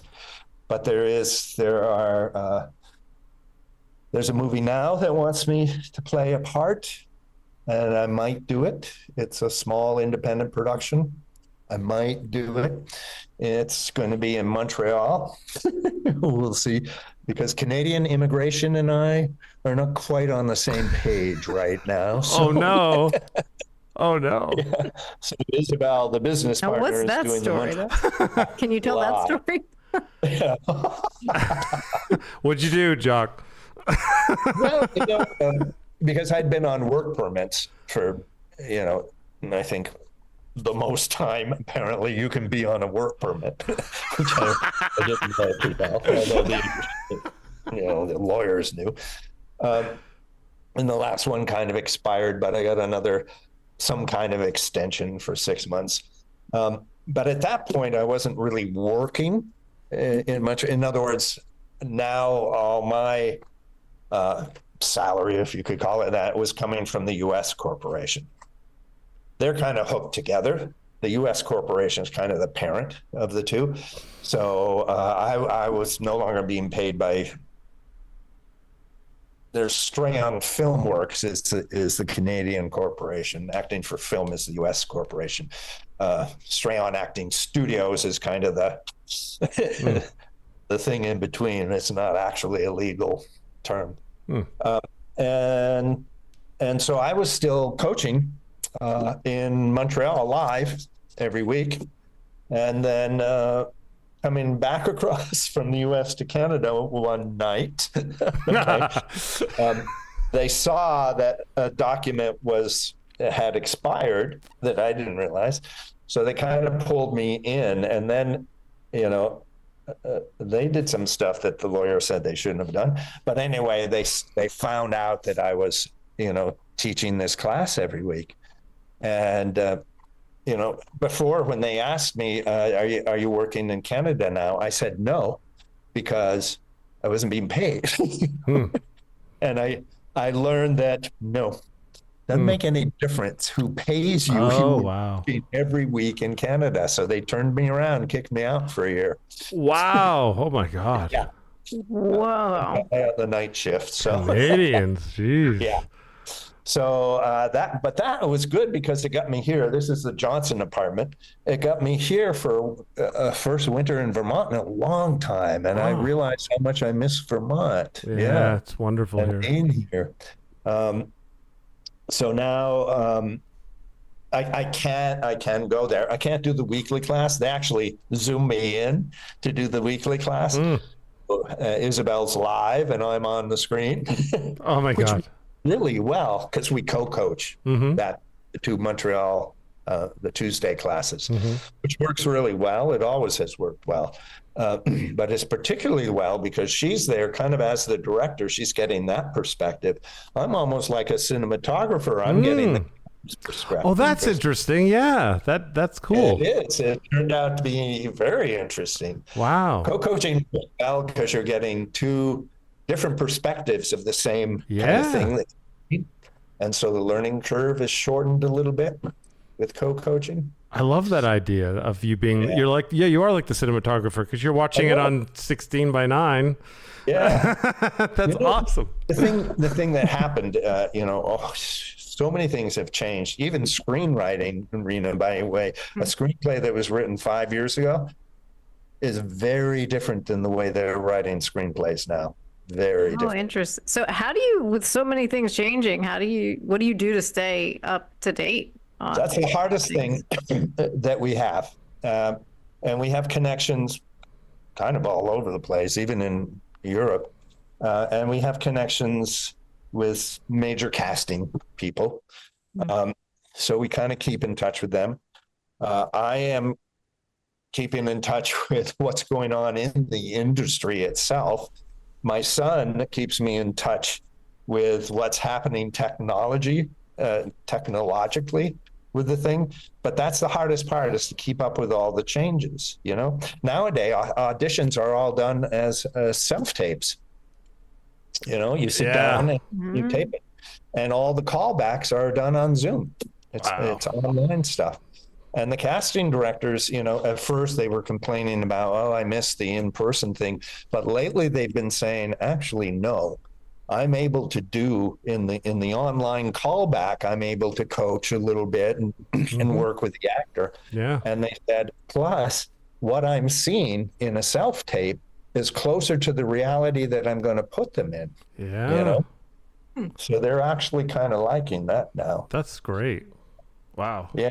But I don't know. And the other thing, it's staying on top of the business right now is like almost impossible. Like the joke in Hollywood is, who owns Paramount today? You know? It's like, Probably AT&T. So up in the air. So I have a couple sources. There's a great twice a week email that I get called the dailies, which are kind of good to get because it keeps you kind of up on the industry and what's going to be canceled, what else, and what new projects are coming. So I keep on top of that. And Colin keeps me on top of it. Do you know green screens? You know what they are? Oh, yeah. Yeah. They're obsolete. Yeah, they use like Mandalorian. They got those big LEDs. It's what they call volume. Yeah. Volume. They create a volume. It's LED, screens, hundreds of them in 180 degrees around. Okay. And Colin was telling me, yeah, we've got one that's over them too. Wow.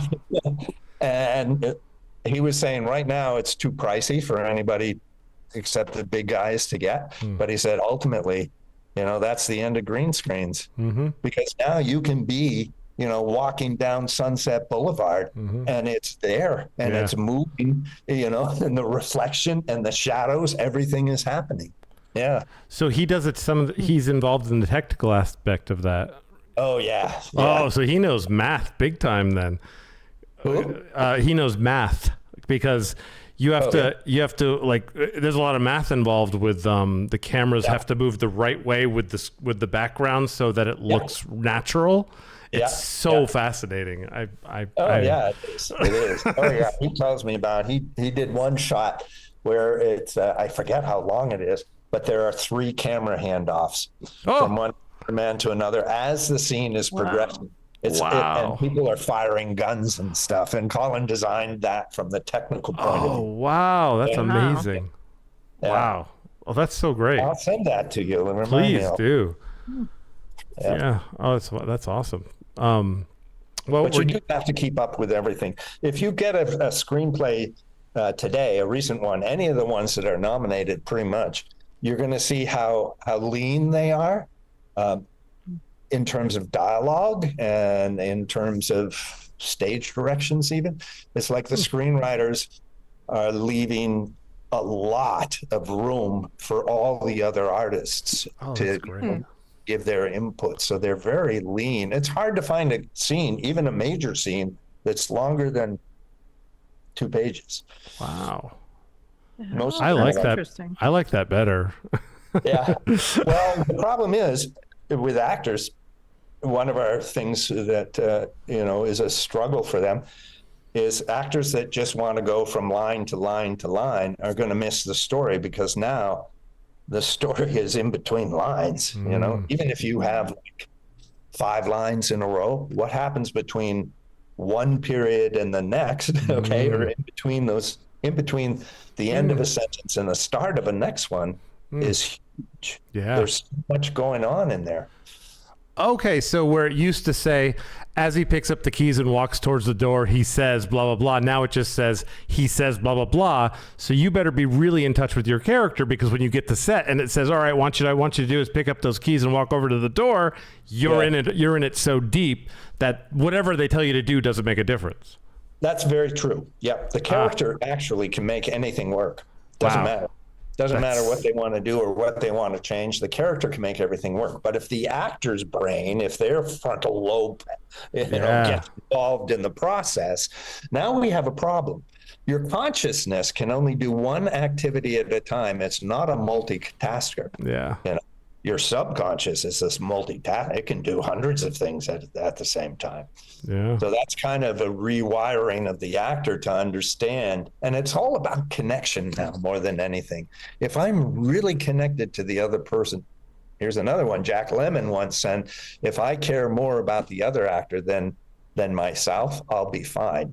And that's become the rule now. If I make that other person, and it's true, the only reason the scene here is this other person is truly the most important person in the world to your character at this moment, you know, so you connect to that, pay attention to that. And if you are, every take's going to be a little bit different. There's going to be exciting moments in there that nobody could have prescribed, you know, and the screenwriters have learned that. Wow. Leave it. They'll give the instruction if it's needed, you know, Right. tell you it's not just blank pages. Right. But they'll tell you they're not going to, it's very lean writing now. So it's not like, so Mamet kind of style is not. No. Yeah. Yeah, you have to know every word of a Mamet story, screenplay. It's happening in theater too. Who was the playwright? Maria Irene Fernandez was a playwright, and English was, she was in New York, but English was her second language, and she was incredibly lean in her plays, you know. And now we're starting to see that happen in plays. Oh, that's wonderful. I love that idea. Yeah. So much better. Yeah. Wow, that's fantastic. That actually explains a lot. So Rena has to write her screenplay now. Yeah, that's actually encouraging to me, that because I'm not a very wordy, like I'm very good at keeping things succinct, so it's actually better to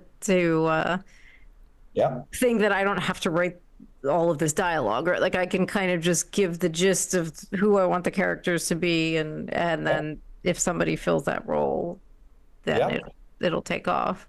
There you go. That's exactly the way you should be, you know. One screenwriter told me it's like taking dictation. She says, I'm trying to keep up with what's happening and the characters in my imagination, you know. You just fire it up and let it go. Wow. And he says a lot of my first drafts are just scribbles. Yeah. Wow. Yeah. So we're ready for your screenplay now, Rena. Yeah. That actually explains a lot of, because I don't know if you saw Happy Valley, but it's one of the best shows on the planet. It's BBC. But what is it about? It's basically she's a woman, she's in the BBC, and there's some of the best acting I've ever seen in my entire life is that woman. And the whole time I'm like, there is no way someone wrote this scene, because it looks like there's a camera plopped in someone's kitchen and they're just talking, but it doesn't look like improv. So it's like this weird mix almost of like, here's the gist of the scene, make sure you hit these points, but go, you know, and it's brilliant because of that. It's very much that way. If you've got good actors and you give them that kind of freedom, you're going to start seeing some remarkable moments. Yeah. That's what film can do. And the AI can't do that. I agree. I totally agree with you. Be able to do that. No. I agree. 100%. Yeah. We're at the 1 hour and 47 minute mark. So that went fast. Yeah, I know. I know. Yeah. People that want to do 1 hour, I'm just like, no, it's not going to work. You're more interesting than that. You're like 4 hours interesting, but it's good. It's late. So Rena, do you have anything that you want to say that you didn't get to? No, we covered a lot. Yeah. So I don't want to. We've got 10 minutes. I don't want to dive into like some other topic that's gonna take. Well, I have time. There's no rush. There's nothing I have to do tomorrow. So if you do have sense, go for it. I also feel like most of my questions are like, oh, how do I write this? I'm very intrigued, and I don't know that an audience is gonna. I'm sure it would be helpful to an audience, to be honest. Listen to that. That's why it's a tape. You can cut it. That's right. Yeah. Actually, you can save the bonus, all the like me asking questions about how I'm gonna write my story. Yeah. But I don't want to give too much of it away, because it's based on true life it's loosely based on life events that I just thought, like, I'm like, if I don't write something about that, like nobody would believe this, you know, so it's like, I often find myself wanting to take scenarios and embellish them a little bit, but write about them.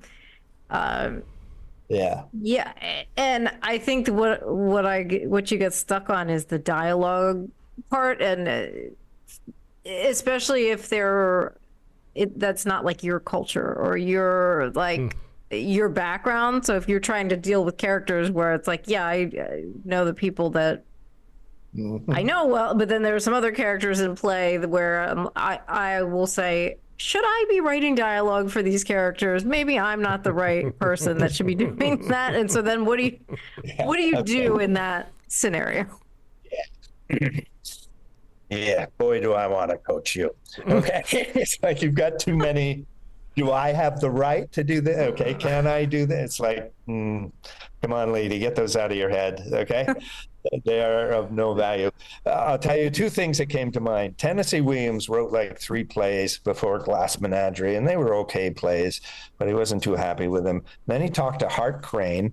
I don't know if anybody knows who he was. And Hart Crane told him, you write what you know. That phrase I know from that I know. And that's when he sat down and wrote Glass Menagerie, which was all about him, sort of. Yeah. So I don't be afraid that it's about events that happened in your life. It's almost like, what's the heart of that event, rather than what are the plot specifics of that event. Don't worry about the plot. Worry about the story of what's going on. And then, in your imagination, even if it feels it's a different culture, it's a different place or whatever, see if you can get your imagination in there, in that reality, in where they are, and then the characters will start to take over in a way. I have this belief, and there's some science behind it, that when we're born with all these archetypal energies. Okay, they're archetypes. Right. And as we grow up, or when we become somewhat conscious, we're rewarded for certain energies from these archetypes, and we're kind of suppressed or punished for certain other archetypes. We've woven together these archetypal energies that when we look in the mirror, we say, oh, that's me. And the reality is, no, it's not. You made it up.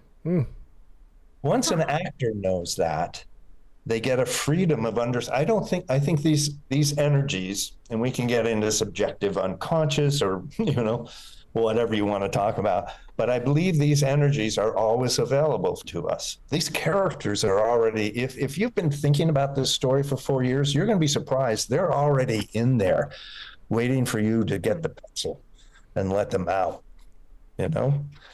That's the way I would go. And I wouldn't, one of the things we do with actors, because we're in a real period of teaching them how to read a script, because it's what a crazy culture when people really don't know how to read, and they don't, a lot of the young ones, So part of the thing is we give them a scene from a screenplay, and we say, we make them do a presence exercise, of a breathing exercise that makes them present. And we say, now read the script. And keep your pen in your right hand, okay? And any energy or any feeling, anything that comes into your mind, write it down, And that just gets them into using this part of their brain where their creativity is, and getting their heart invested in the reality of what they're reading, Seems to work so far. But I think it's there for you, and I would just start going. You're going to be surprised. Those characters are already there, and each one of them is going to talk differently than the other, when they talk. But it's not dialogue so much anymore as it is what is happening between these two people. Yeah, when you go to get the casting, the actor will fix your. Hey, I wouldn't say this, Okay. I mean, I would think anyway, if you cast correctly. Yeah. You start writing and send me stuff, and I'll help you with it. Yeah. Then I guess, what do you do with it after you, that's the other thing. I'm like, what do I do with the thing after? I thought the same thing. And there is a truth to this idea of networking and stuff. And, I've coached a lot of people, so I have a pretty big network of people. But this short, medium-sized screenplay that I wrote, I gave it to one of my clients that's a director. And she fell in love with it, and that's how it ended up in a production company. Now, there's no definite anything's signed or anything, but they're very interested in it and what's going to happen. So, don't worry about it. Your deal is this thing needs to be written. It's been there for so long, it needs to be written. And then once it's written, it'll find its way wherever it needs to go. I'm getting to be a real fatalist. I don't know what it is. I think the universe has this, we'll figure this out. You write it and it'll be figured out. All right. The thing is, even with actors now, I don't think you need to find an agent that represents writers. I don't think you need to follow any of the rules anymore. People are out there desperate to find new creative stories and new faces, new actors all over the world. Mm-hmm. It's not a Hollywood deal anymore. It's a global deal. Yeah, that's one of the things, Rena. You probably already know, because I know you're very intuitive. Rena's very rules oriented. We have a struggle with the time. Like, there was a point where on the show, she would feel like something was wrong if anything went wrong at all on the show. And I'm just like, who cares? It's all real. It's because today a mattress was supposed to be. It's not so much rules. It's I guess being nervous about being presented any sort of different way, or chaos happening in front of. Oh no, not chaos.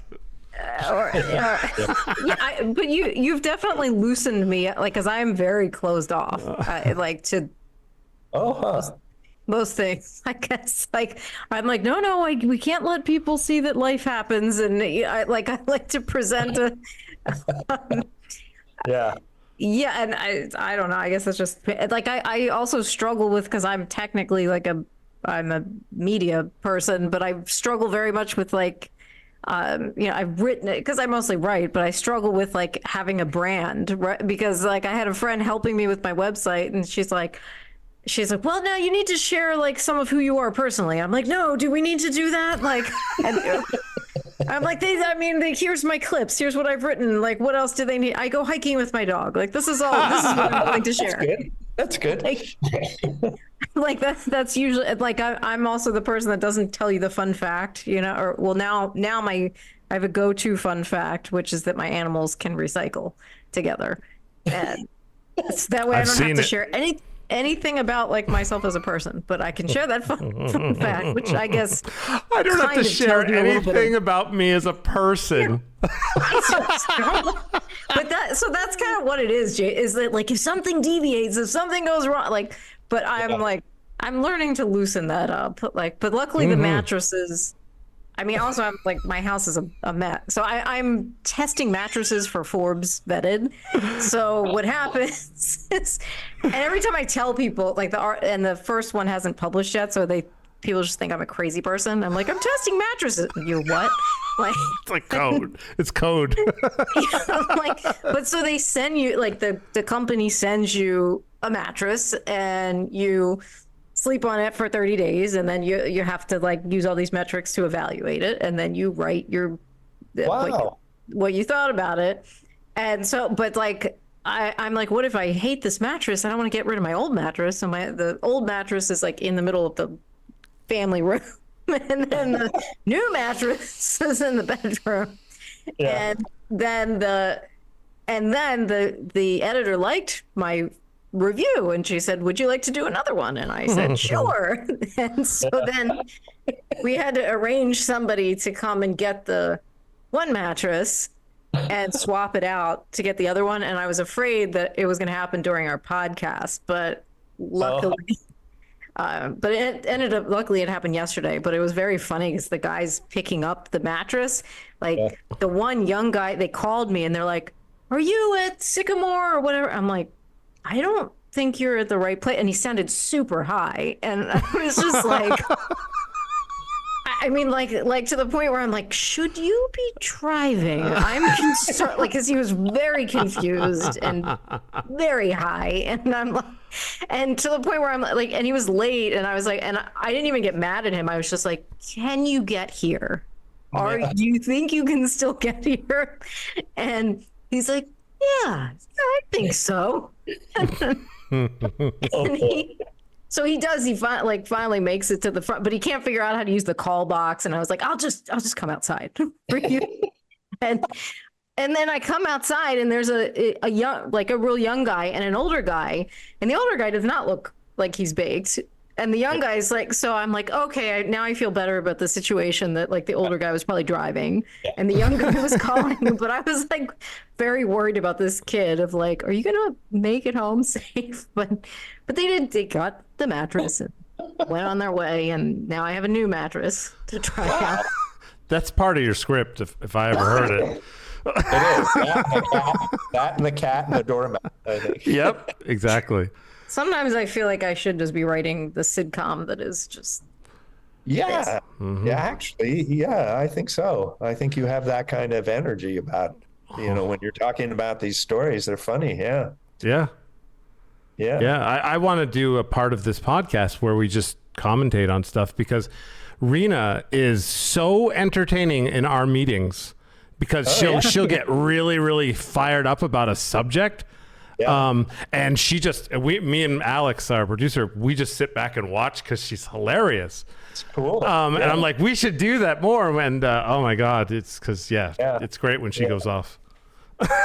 Well, yeah, but then I don't want to lose my job in media. So like, you have to She's be worried careful. about that. That's one of my problems too, because often I'll talk in class about movies and stuff, and I'm very opinionated about stuff. And people have said, you should do a podcast. And I said, well, I couldn't use my real name.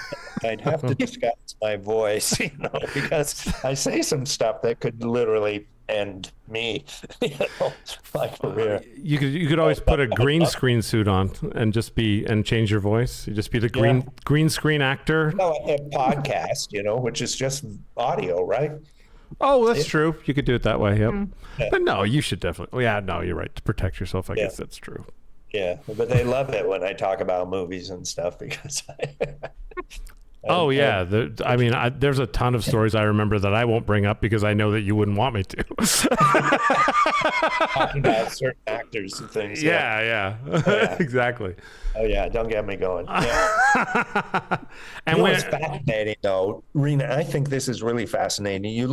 I'm looking at these movies, important movies. I mean, we'll mention their names. That are supposed to be these big things, and they even won awards. And it's all about the male character and stuff like that. But then, if you watch the movie, you're going to see the female, lead actually pull the whole story together. Okay. Incredible female performances this year. Okay. In fact, did you see Naiad? Have you seen that? No. Annette Bening and Jodie Foster. Oh, it's brilliant, And then you look at the lead actor list on the Academy Awards, compare it to the leading actress list. Okay. And it's like night and day. It's like mediocre on the male side and like extraordinary on the female side. Mm-hmm. That could get me in trouble, but that's I don't think so. I'm really seeing in storytelling, a lot of great female artists really coming alive now. And now that we look at Barbie and. What a clever, wonderful little show, for what it is. I mean, I think we're just going to see way more of that. I hope. Well, they've started writing female roles better also. Yeah. Like they're not afraid to make a female a lead in a whole show now, as much as they used to be. And that's great. Yeah. I mean, yeah. But it's really interesting to watch, some of these movies and you're just seeing, look at her go. Yeah. take control of this. Yep, Happy Valley again. I gotta call it.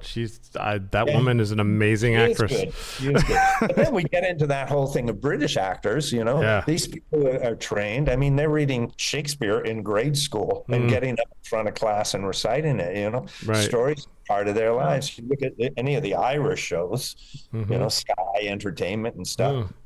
Ireland is a story. It's just, you can walk into a pub there and you're going to hear some of the best stories in the world, In some culture, and Isabel, the business partner, is from Brazil, and it's the same down there. The story, it's part of who they are, these old stories. So for them, this is much easier.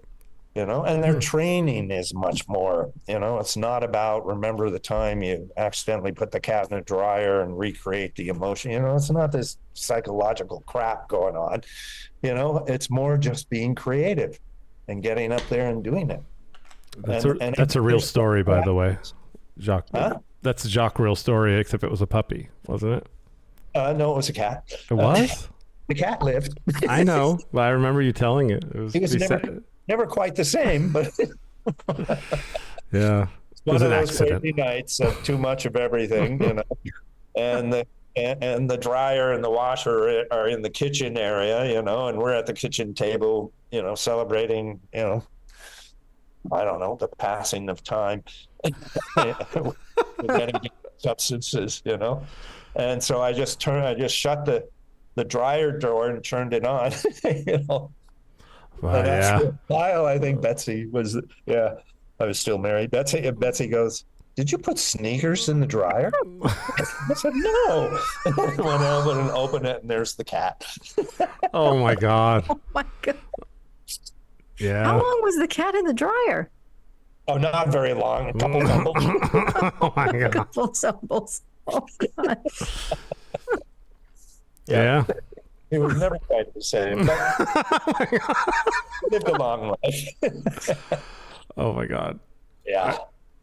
So they spend their whole lives just being creative. It's part of their education system, part of who they are, And in our culture, North American culture, we're taught formulas. We're taught, use your frontal lobe no matter what, Don't trust your instincts, don't trust your first impressions and stuff, And so, you wonder why a lot of these big roles are going to foreign actors. Well, that's why. Yeah. That makes so much sense. Yeah. Yeah, it does. Yeah, a lot of foreign actors are really good at American accents, and they're getting part like I'll see a movie and I'm like, this is so great, and then I'll see an interview with the actor. I'm like, I didn't know they were British. Yeah, that happens a lot. An interesting thing. A lot of people get all fired up about accents and everything, and an accent is, if we're doing like on stage, you can get away with a stage dialect. If you're in, Burlington, Vermont or something, you could get with an Irish accent, with an Irish stage dialect, doing a few substitutions and stuff like that. And people would think, oh, that's a good accent. Okay. But if anybody from Ireland is there, it's not going to work. Right. So in movies, we can't do dialects. We can't do stage dialects, And the way you train somebody, if you want this English actor, right, in your American film, then a month before it's a speech therapist, actually, an expert on accents, not dialects, that almost practically lives with you. Again, the scene partner Isabel did, because Brazil, she wanted to know an American accent, so she got with one of our speech therapist accent coaches. What's her name? And it was a month long, and it was 2 hours every day. Okay, if not, and 3 of those during a week would be with the therapist, and going through, because it's changing the muscles and how they work and the vocal cords, and it actually is changing you psychologically a little bit as well. So you get to the point where the accent's there, and they don't even think about it after that time, and that's where you have to get them for film. because we have to believe. And when Isabel speaks her American accent, there's no question in my mind that she's from the U.S. I can't place what state she's from. And sometimes you can pretty easily, or where she's from. Yeah. So is there anything that you want to plug before I give you my final question? Like plug. I assume Straeon.com. You can put the websites definitely in here someplace. For sure. I would just encourage people to go there, and if they have any questions about anything, they can email me directly. Okay. And I love that. I love acting. I love writing. I love directing, and I love helping people, become the storytellers that they're supposed to be. I love that, Yeah. So yeah, I would really try to tell people, go to the websites. If it's interesting, ask some questions and get in touch with me if you want to. Cool. When I edit it, I'll put it right on the screen. Cool. Okay. So final question. It's a question I ask everybody. And it's kind of a thought exercise a little bit. So picture yourself where you are, which is easy. And through the door, someone comes in, they look exactly like you, except they're a little more disheveled. They may have a little dirty, maybe rips in their clothes. And he walks up to you and he says, "Come with me right now. I'm from the future." Do you go? Oh, yeah. No hesitation. Me too. I don't even care if he's lying. I'll go to that guy anyway. It's like, okay, we may just go out. Yeah. It's snowing like crazy in Johnson right now. It's crazy. Sure, I'll walk out in the snowstorm with him and see what the hell's going on. Oh, yeah, that's awesome. It's part of, Yeah, that's my answer too. Rena had a lot of questions. Yeah, I'm like, that's a lot of trust. Like, even for somebody that I think is me, I'm like, I don't know. Like, I don't really know you're me. Have you guys, there's this show on, it might be Apple TV, I forget, called Constellation. I know of it, but I haven't seen it yet. It is so much about that. Oh, awesome. Oh, we'll both have to watch it. Two little girls are different kind of, well, the whole thing is based on quantum physics and stuff. Oh, nice. I love it. Yeah. Oh. Yeah. It's pretty interesting. It's a pretty good show. The first episode's very strong. Oh, cool. I'll put it on my list. Is that Mary Elizabeth Mastery Antonio? I love saying her name. See, you're good with names. I know the faces. There's no question. I know the faces, but I can't put names to it very well. A psychiatrist told me that's normal. It's like the part of your brain that knows the face is the part that wants to know friend or foe. Yeah, lizard brain. And it will remember the face, right? Okay. But the name, that's another part of the brain, and that's a little more. I have the same problem. Needs, I have the exact same issue. I'm like, I know you're good. I just don't know your name. Right. Check with you, Alan. All right. So I guess we'll end it off by saying anyone watching, please subscribe to our channel. It helps out a ton. Do give us a like and please comment because I will always answer. I'm not sure about the others, but I always answer every single comment. It's always Jayson. Oh yeah, I stopped putting -Jayson because it's. But yeah, well, and I think this will be a fun one to get some comments from. Thank you very, very much, Jock. This was awesome. Thank you. This was fun, wasn't it? Yes, it was. Yeah, I learned a lot, and I think I'm gonna start letting go of some things and writing. So thank you. Oh yeah, definitely do that, and really, don't be afraid. I'd love to help. Yep. Oh, that's great. Awesome. Thank you very much. All right. Thank you. That was fun. Thanks. Bye-bye. Bye. Bye-bye.